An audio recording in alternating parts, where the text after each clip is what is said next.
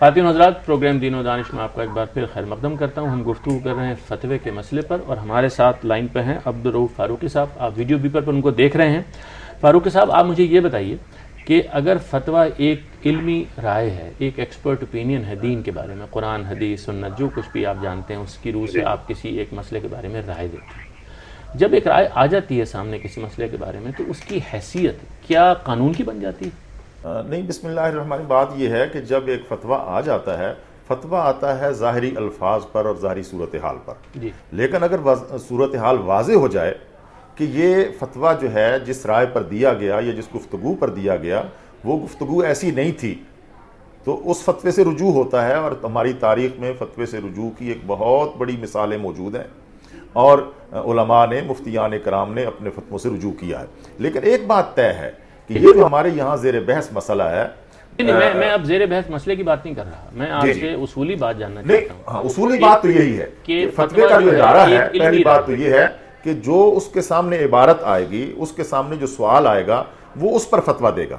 لیکن اگر اس کے مقابلے میں یہ وضاحت آ جائے کہ یہ جو صورتحال پیش کی گئی ہے، مسئلے کی صورت جو پیش کی گئی ہے وہ غلط تھی یا اس کی وضاحت یہ ہے، تو علماء کرام نے، مفتیان کرام نے اپنے ادارے سے ان فتووں سے رجوع کیا ہے اور یہی صحیح علمی روایت یہی ہے.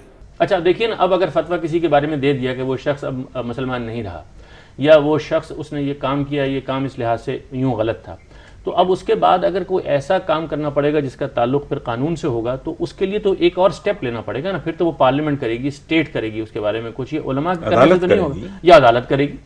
آپ اس کو بھی مانتے ہیں نا، یعنی علماء کے کسی کام کو کرنے کے نتیجے میں اس کا قانون نہیں بننا چاہیے جو موجودہ ہمارا نظام ہے، جس آئین کے تحت ہم زندگی گزار رہے ہیں. بالکل ایسا ہے جی. ہمارے یہاں اداروں میں اسلامی نظریاتی کونسل موجود ہے، اس کی طرف رجوع کرنا چاہیے. شرعی عدالت موجود ہے، اس کی طرف رجوع کرنا چاہیے. ہمارے اداروں میں، حکومتی اداروں میں ایسے ادارے موجود ہیں، سپریم کورٹ موجود ہے، پارلیمنٹ موجود ہے جی، پارلیمنٹ موجود ہے. لیکن مسئلہ تو یہ ہے کہ پارلیمنٹ میں جو لوگ بیٹھے ہوئے ہیں کیا وہ علم اور دلیل کی بات پر گفتگو کرنے کے لائق ہیں؟ وہ جو ہماری شرائط تھیں کسی آدمی کے پارلیمنٹ کا ممبر منتخب ہونے کے لیے، اگر ان شرائط پہ جو 62-63 ہیں، اگر ان کی بنیاد پر اگر یہ پارلیمنٹ میں جائیں تو پھر تو ان کے سامنے بھی پیش کیا جا سکتا ہے. لیکن سوال یہ ہے کہ پارلیمنٹ کے ممبران کیا قرآن و حدیث اور آثار صحابہ اور تمام فقہا کی فقہ کے بارے میں کیا اتنی علم رکھتے ہیں، اتنی بصیرت رکھتے ہیں اور اتنی گہرائی رکھتے ہیں کہ وہ کسی علمی مسئلے پر گفتگو کر سکیں؟ پھر تو بہت اچھی بات ہے. یا پھر یہ ہے کہ پارلیمنٹ ایک ایسی کمیٹی بنا دے گی جو ماہر علماء پر مشتمل ہو.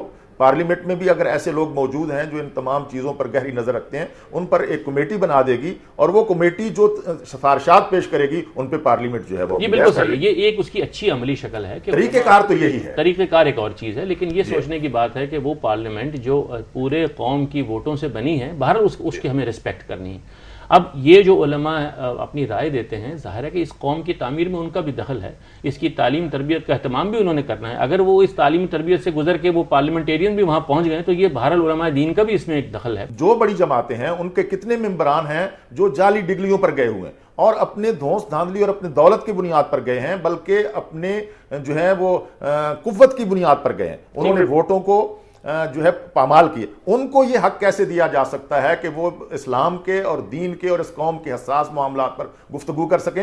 ان سے تو پارلیمنٹ کو جو ہے پاک کرنا چاہیے. مولانا صاحب، میں آپ کو صرف یہ بات بتانے کی کوشش کر رہا ہوں، لیکن جب پارلیمنٹ میں ایسے لوگ موجود ہوں، ماہرین موجود ہوں، اور وہ ایک ایسی کمیٹی تشکیل دے دیں کہ جو ماہرین کی کمیٹی ہو، وہ جو رائے دے گی قوم اس کے لیے بالکل تیار. اب میں یہی بات آپ سے بھی دوبارہ کروں گا کہ یہ تبدیلی سوسائٹی میں کیسے آ سکتی ہے کہ ہمارے ہاں دانشور طبقہ اور ہمارے علماء کے درمیان جو خلیج ہے یہ دور ہو سکے، جس سے ہماری یہ بحث آپ دیکھیے کچھ الجھ گئی تھی اسی وجہ سے. لیکن اس میں پرابلم یہ ہے کہ کنسنسس کا آپ نے شروع میں ذکر کیا ہے. آپ اندازہ لگائیں 63 سال ہو گئے، میڈیم پہ کنسنسس نہیں ہے. اردو ہوگا، انگلش ہوگا، کبھی یہ ہوتا ہے کبھی یہ ہوتا ہے. جمعہ کی چھٹی ہوگی، اتوار کی چھٹی ہوگی. کالا باغ ڈیم بنے گا، نہیں بنے گا. اور تو اور آپ بلکہ اس میں میری رہنمائی لوگوں کی، سننے والوں کی آپ کیجیے گا کہ اذان کے وقت پہ ہم لوگ متفق نہیں. آپ کی اور میری اذان میں اگر تو 2 گھنٹے کا فرق ہو تو بات سمجھ میں آتی ہے. 1 منٹ کا 30 سیکنڈز کا 45 سیکنڈز کے وقفے سے جہاں میرے اپنے پروگرام کی ریکارڈنگ ہوتی ہے، آپ یقین کریں اوورلیپ کر رہی ہوتی ہیں مسلسل اذانیں. یعنی اتنے ہم ہو گئے ہیں سیلف پوزیسڈ. ہر آدمی نے 1.5 اینٹ کی مسجد and it is not just ملا.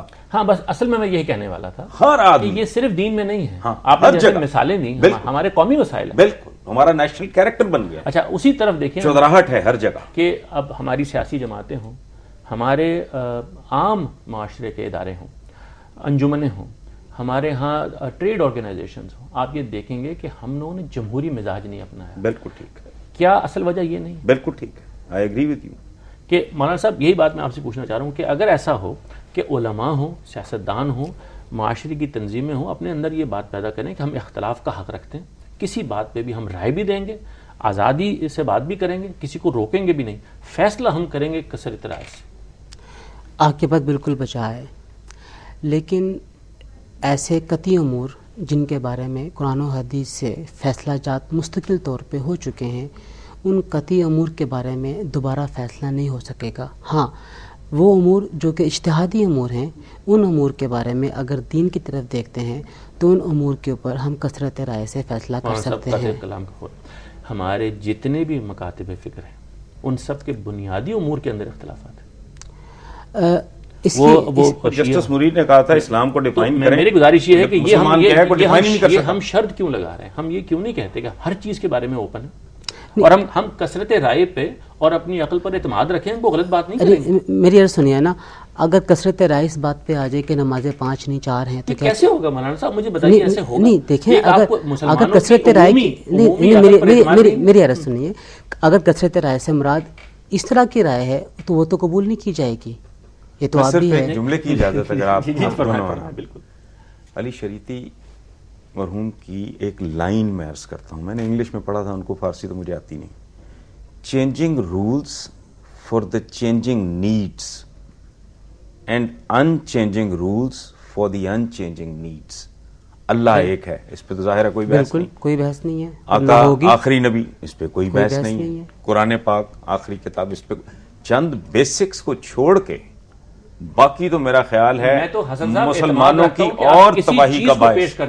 بالکل, باقی ہر چیز ڈیبیٹیبل وہ ہے, اور بالکل ڈیبیٹیبل. آپ یہ اعتماد رکھیں کہ مسلمان ان چیزوں کو جس کو نسلاً بعد نسلیں ہم مانتے آ رہے ہیں. آپ نے مثالاً یہ بات کی, ادروائز مسلمان یہ بات سنیں گا نہیں. جب ہم نہیں میری عرض سنیے, جب ہم کثرت رائے کو وائڈ اوپن کر دیں گے تو وہاں پہ کسی لمحے کے اوپر کوئی ایسا موقع آ سکتا ہے. میں آپ سے اپنا سوال ایک اور طرح سے کرتا ہوں اور وقفے سے واپس آ کے نا آپ سے پوچھوں گا. دیکھیے اب ایک قضیہ ہو گیا نا, مثال کے طور پہ آپ نے کہا یہ بندہ جو ہے دائرہ اسلام سے خارج ہو گیا, یا یہ عمل اس کا کفر ہے, ٹھیک ہے, اب اس میں اختلاف ہو گیا, فیصلہ کیسے ہوگا؟ میں آپ سے آنے کے بعد پوچھتا ہوں. فاطمہ ذات ایک وقفے کے بعد.